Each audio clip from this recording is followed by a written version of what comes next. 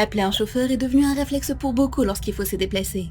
À l'ère des VTC, c'est devenu l'un des moyens les moins chers et les plus simples pour aller quelque part, du moins dans les grandes villes. Les taxis sont de moins en moins sollicités, et de nouvelles entreprises comme Uber, Hitch et autres apparaissent très régulièrement.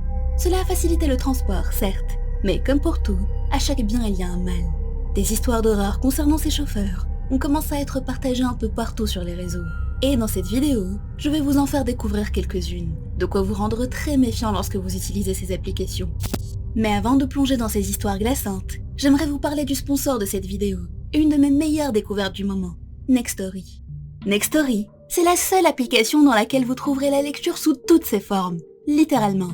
Des e-books, des livres audio, des BD, des séries originales, des podcasts, et même des magazines et de la presse. Leur catalogue compte plus de 250 000 titres, pour tous les âges et tous les goûts. Vous qui aimez écouter mes histoires, vous allez être servis. Il y a plein de thrillers, de romans policiers, de romans d'horreur, etc. Il n'y a pas que ça bien sûr. Le mieux c'est aussi de s'ouvrir à de nouveaux horizons, en explorant des thèmes qui changent de ce qu'on connaît. Développement personnel, guide de voyage, recettes de cuisine, culture générale dans plein de domaines. Sortez de votre zone de confort. Et avec Nextory, vous pouvez faire ça facilement, même si vous avez une vie chargée. À chaque moment creux, vous aurez des histoires et du savoir pour vous accompagner. Pendant les tâches ménagères, dans les transports, ou juste pendant un moment où vous voulez souffler. Personnellement, ça m'a permis de renouer avec la lecture pour le loisir, que j'avais un peu délaissé à force de ne lire que du contenu en rapport avec mes vidéos. Il y a différentes formules d'abonnement en fonction de vos besoins. Et pour vous permettre de découvrir Nextory à votre tour, je peux vous faire profiter de 45 jours offerts sur l'offre standard, au lieu de 14. Pour en bénéficier, il suffit d'aller sur ce lien, que je vous mettrai aussi en description. N'hésitez pas, et laissez libre cours à votre curiosité. Revenons à notre vidéo. Prêt à plonger dans l'horreur du covoiturage? C'est parti.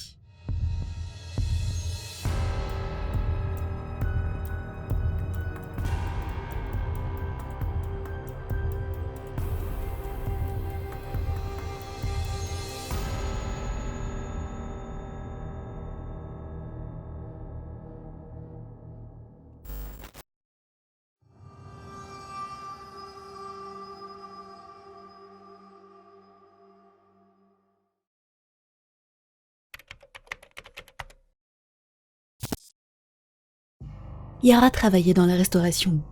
Donc pendant la pandémie, quand les restaurants avaient fermé, elle a cherché du travail partout où elle pouvait. Un vieil ami l'a mise en contact avec un cabinet médical qui avait besoin de quelqu'un pour trier des dossiers.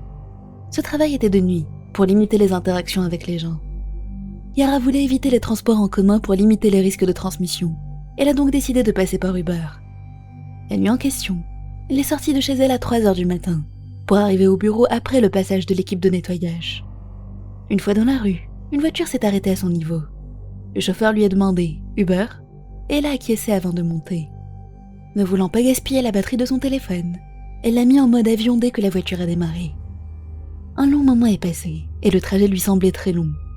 Mais elle ne s'en est pas formalisée, parce qu'ayant récemment emménagé dans la ville, elle ne connaissait pas les contraintes de conduite du coin. L'ennui, combiné avec la fatigue, a fini par avoir raison d'elle, et s'est assoupie. Elle se sentait en confiance parce que le chauffeur lui semblait très professionnel. Lorsqu'ils sont arrivés à destination, le chauffeur a dû la secouer plusieurs fois pour qu'elle se réveille. Embarrassée de s'être endormie et pas encore tout à fait réveillée, Yara a marmonné un « merci », s'est dépêchée de sortir de la voiture et est entrée dans le bâtiment en face d'elle. Ce n'est qu'à ce moment-là qu'elle a réalisé que l'endroit où elle était ne correspondait pas du tout à ce à quoi elle s'attendait. Elle avait localisé le bureau sur la Street View de Google Maps, et ça ne ressemblait pas du tout à là où elle se trouvait. Et plus elle s'enfonçait dans le bâtiment, plus ses alarmes internes étaient fortes. La structure était à moitié délabrée, et elle était plongée dans le noir. Étant venue de nuit, elle s'attendait à ce qu'il y ait quelques lumières éteintes, mais pas toutes celles du bâtiment. Elle a tout de même continué à avancer, traversant ce qui restait d'un hall d'accueil, en se disant qu'ils étaient peut-être en train de rénover les lieux. Elle s'est dirigée vers les escaliers qu'un panneau indiquait. À ce stade, tout ce qu'elle avait vu était des équipements de construction, quelques portes verrouillées et des fenêtres cassées. Elle a compris à ce moment-là qu'il n'était pas du tout dans un cabinet médical. Elle a rallumé son téléphone pour vérifier l'adresse, mais il n'y avait aucun réseau. Elle a continué à déambuler dans le bâtiment, essayant de trouver du réseau, sans succès. Elle a tout de même pu confirmer qu'elle avait bien saisi la bonne adresse, qu'elle avait copié-collé directement depuis ses messages. Puisque ça ne faisait que quelques minutes qu'elle était à l'intérieur, elle s'est dit qu'elle allait recontacter le chauffeur, pour qu'il revienne l'emmener au bon endroit. Car après tout, cette situation était de sa faute. L'application mettait un temps fou à charger, et avant qu'elle puisse s'ouvrir, Yara a entendu un bruit venant de l'étage inférieur. Elle était au dernier étage, et le seul escalier du bâtiment était celui qu'elle avait emprunté. Elle n'avait donc aucun moyen de descendre sans croiser l'origine du bruit. Puisqu'elle était dans un bâtiment abandonné au beau milieu de la nuit, il y avait de fortes chances pour que ça soit un drogué, et elle n'avait aucune envie de le croiser. Elle a essayé d'envoyer sa localisation à quelques-uns de ses amis, en leur demandant d'appeler les secours pour l'aider à sortir de là. Mais même un message classique ne passait pas, tellement le réseau était faible. Yara a fini par abandonner son téléphone, et elle est partie à la recherche d'une autre issue.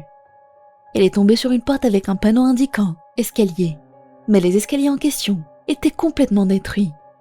La seule solution à ce stade était d'attendre que la personne monte, lui tourne le dos, et de s'enfuir dans la direction opposée. C'est donc ce qu'elle a essayé de faire. Elle a retenu sa respiration en attendant que la personne finisse de monter. Après quelques secondes, elle a aperçu un visage familier. C'était son chauffeur. Elle a été soulagée au début. Elle est sortie de sa cachette et lui a fait signe. Puis la réalité l'a frappée de plein fouet. Cet homme n'avait aucun moyen de savoir qui s'était trompé d'adresse. Il n'avait aucune raison de revenir la chercher. Leurs regards se sont croisés, et elle a clairement vu dans son expression qu'il lui voulait du mal. Et il bloquait la seule issue. Laissant l'adrénaline prendre le dessus, Yara a couru vers les escaliers détruits et a juste sauté dans le vide, atterrissant dans l'étage inférieur. À moitié sonnée par le choc et la douleur, elle a couru dans tous les sens à la recherche de la porte d'entrée, incapable de se repérer correctement dans le noir. Au moment où elle a enfin aperçu la porte, elle a vu la lumière d'une lampe torche, puis a entendu une voix crier « Police, les mains en l'air !»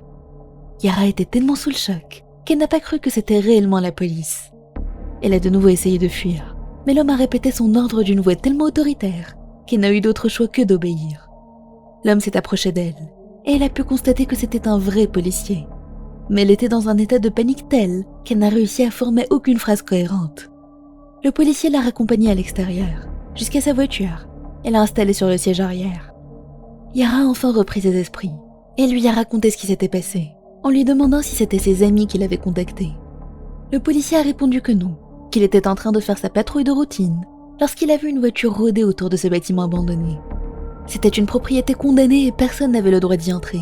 Il était donc allé inspecter les environs. Le temps qu'ils finissent leur conversation, la voiture en question avait disparu. L'homme avait dû profiter du tapage pour s'enfuir. Yara a sorti son téléphone pour ouvrir l'application et donner au policier les informations du chauffeur. C'est à ce moment-là qu'elle a vu qu'elle avait 4 notifications d'Uber. C'étaient des messages disant « Bonsoir, je suis arrivée » et « Je ne vous vois pas, pouvez-vous confirmer que c'est bien la bonne adresse ?» Puis, j'ai mis mes clignotants pour que vous me voyiez. Et enfin, une notification disant « Malheureusement, votre chauffeur a dû annuler. » Sentant son cœur manquer de s'arrêter, Yara a ouvert l'onglet du chauffeur sur l'application. Ce n'était ni la même personne, ni la même voiture que celle dans laquelle elle était montée. L'homme qui l'avait emmenée là n'était pas son chauffeur Uber. Sous le choc, elle a donné son signalement au policier, mais l'homme en question n'a jamais été retrouvé. Et depuis, elle n'a plus jamais utilisé Uber, ni aucune application du genre.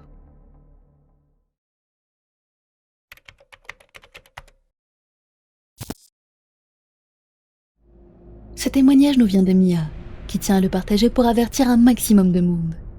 Mia ne boit pas très souvent, mais une fois par mois, elle sort avec son groupe d'amis, et ils finissent souvent ivres. La nuit en question était l'une de ces sorties. Après avoir fait le tour des bars de leur ville et s'être bien amusé, le groupe s'est séparé et chacun est rentré de son côté.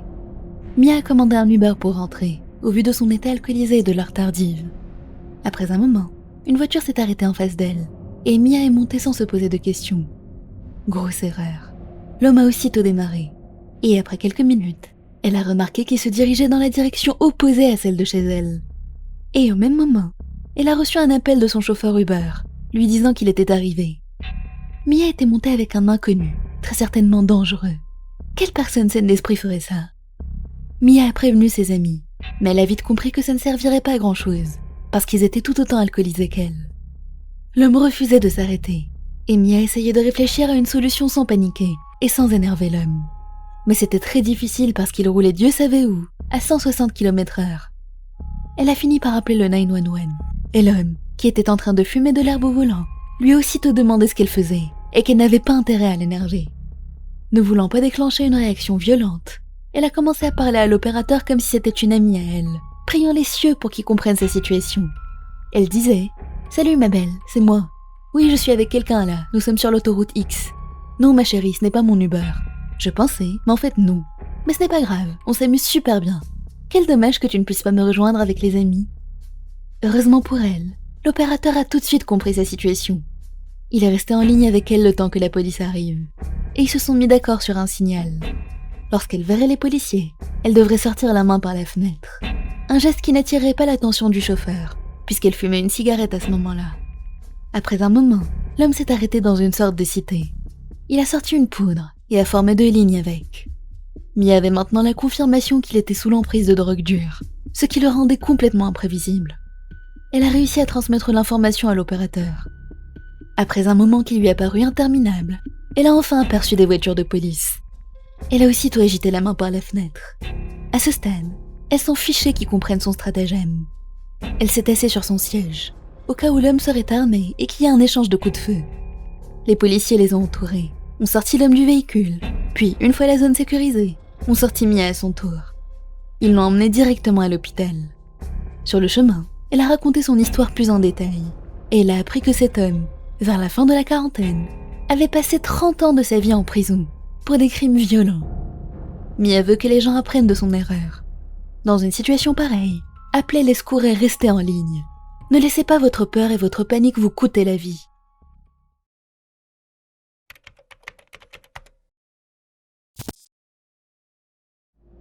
Sarah n'a peu de voiture. Son moyen de transport principal est donc Uber. Le matin de cet incident, elle a commandé une course une demi-heure avant le début de son travail. Et l'attente était estimée à 5 minutes. Mais pour elle ne savait quelle raison, son chauffeur tournait en rond. Elle a fini par l'appeler pour lui demander ce qu'il faisait, et il lui a dit qu'il était perdu. Il a refusé d'annuler la course, et a fini par arriver chez elle au moment où elle était supposée être au travail. Irritée, elle est montée dans la voiture, et l'homme s'est excusé à plusieurs reprises. Il l'a ensuite emmenée au mauvais endroit, et Sarah a vraiment dû faire appel à tout son self-control pour ne pas s'énerver. Il lui a calmement donné les instructions pour la déposer au bon endroit, en lui demandant poliment de juste suivre le GPS. Quand elle est enfin arrivée, elle avait plus de 30 minutes de retard. Elle est descendue de la voiture en courant pour entrer dans son bâtiment. 1 heure après son arrivée, une de ses managers est venue la voir, lui disant que son chauffeur Uber était en train de harceler l'accueil pour excuser son retard. Il avait essayé d'entrer 4 ou 5 fois dans le bâtiment. Il n'y avait que les employés qui étaient autorisés à entrer. Il se faisait donc escorter dehors à chaque fois. 1 heure plus tard, la manager est revenue la voir, en lui disant que cette fois-ci, il l'a harcelée au téléphone, les suppliant de lui passer Sarah. Pendant plusieurs jours, Sarah a dû faire ses déplacements accompagnée de ses collègues, pour ne pas être seule face à lui. Et le support Uber n'a rien fait. Elle a bloqué le chauffeur pour ne plus retomber sur lui. Mais elle est terrorisée à l'idée qu'il connaisse son adresse et son lieu de travail. Voilà, c'est la fin de cette vidéo, j'espère qu'elle vous a plu. N'hésitez pas à me dire ce que vous en avez pensé en commentaire, et lequel de ces témoignages vous a le plus marqué. Soyez très prudent lorsque vous faites appel à un chauffeur. Vérifiez toujours que la plaque d'immatriculation correspond bien à celle affichée sur l'application, et partagez toujours votre course avec quelqu'un de confiance. Prenez soin de vous, et à très vite pour une nouvelle vidéo.